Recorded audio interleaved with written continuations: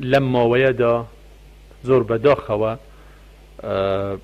هەندێک هاوڵاتی شەهید بوون لە نەتیجەی قەسفی طیاراتی تورکیا، بەڵام پرسیارەکە ئەوەیە لەکوێ قەسف بوون، یعنی ئەو قەسفە لەکوێ کرا؟ لە گوندەکان کرا؟ نە، لەو شوێنانە کرا کە پەکەکە تەواجودی هەیە و لە نەتیجەی تەواجودی پەکەکە ئەو قەسفانە دەکرێت، یعنی هۆیەک هەیە، ئەو هۆیە پەکەکەیە. وەڵامی ئەوە نییە تۆ هجووم بکەیتە سەر سەربازگەی تورکیا لەو سنوورانە، ئەمە وەڵامی ئەوە نیە، ئەوانە دەبێت لەگەڵ حکوومەتی هەرێمی کوردستان قسە بکەن.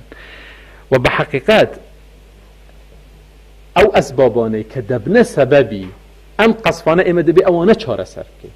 یەکەم بەڵێ ئەو پەیوەندی تەلەفۆنیە لە بینی جەنابی وەزیری دەرەوەی تورکیا و بەندە بەڵێ ڕووی داوە و بابەتی پەیوەندیەکەش ئەم مەسەلەیە بوو کە لە شێلاتزێ ڕوویدا. ئێمە تەکیدمان لەسەر ئەوە کردەوە کە حکوومەتی هەرێمی کوردستان هەموو ڕێگەی یاسایی دەگرێتە بەر بۆ دادگاییکردنی هەر کەسێک کە ویستویانە ئەو خۆ پیشاندەرانە کە لە دەستپێکردندا زۆر بەهێمنی و بە حەقی خۆشیان بووە بۆ دەربڕینی ئەوەی خۆیان پرۆتستی خۆیان ئەم کارە بکەن، بەڵام دوایی خەڵکێک لە هەندێک کەس لە ناو ئەوان مەسارەکەیان گۆڕیوە.